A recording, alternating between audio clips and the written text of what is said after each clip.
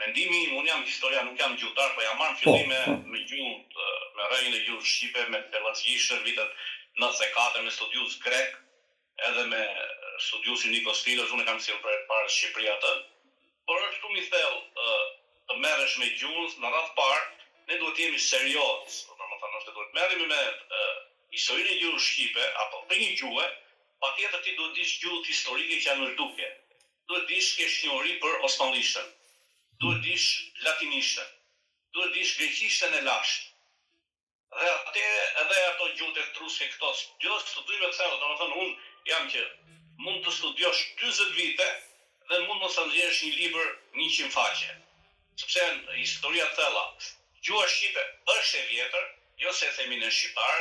Unë kam një pemë origjinale të vitit 1980-82 që qarkullon si pemë ku e kam greqisht dhe suedisht, është e botuar nga Instituti i Studimeve Suedeze dhe është botuar dhe në Athinë 85-ën, 87-ën, 2000-ën nga Institut Kolla, ku gjuha shqipe është e para, si pemë, e dyta vjen armenishtja, e treta vjen greqishtja dhe me radhë kemi slave latinet. Ne me armenishtin kemi ngjashmëri realisht, sidomos unë e studiova pak, po ishte shumë e vështirë gjuha armene në Greqi kur kam qenë, se ka shumë armen atje dhe kishën e kanë ato Selanik. Dhe ishte shumë e vështirë, por aty pash ngjashmëri disa vegla të punës së armenëve ishin një lloj me fjalët tona, por është e vështirë, them edhe një herë se unë më vjen, domethënë mërzitem kur dalin shumë njerëz nëpër media, nëpër Facebook, nëpër këto kemi zbuluar këto për gjuhën shqipe, kemi zbuluar këto libra, materiale ka, edhe unë kam. Por duhet i studiojmë që mos dalim keq, sepse ti e merr një libër të vjetër e studion dhe thua e kapin emocionet dhe thua kjo është kështu dhe bëhet një gabim i rënd pastaj.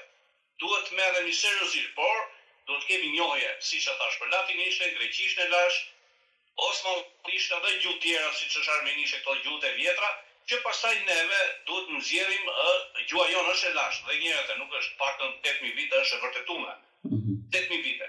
Por duhet shkencë, Shqipëria nuk ka shkencëtar të mirëfillt me horizonte, tani për tani flasim, ato që kanë qenë të Spiro Konda, Dimitër Plika, Zhej, kanë ndruar jetës të tilla, nuk kemi sepse shteti ai që financon dhe duhet financoj studiues, nuk mundet ne nga internet apo duke kopjuar ndaj këtej bëjmë studiues apo shkencëtar të mirëfillt. Prandaj them që janë gjëra të cungra dhe nuk më pëlqen kur shikoj të tillë gjëra dhe dalin njerëz jo kompetent, nuk duhet përmend emra, jo kompetent që të merrem. Pra unë kur kam gjetur një libër për Arvanitët themeluesit e Greqisë, jam marrë 25 vite me këtë studim, një libër 250 faqe. Pra 25 vite. Ose do të them një studios tjetër që është me origjinë shqiptare dhe ai, drejtori i Institutit Akademisë Shkencave të Atinës, Titon Gjon Hallas.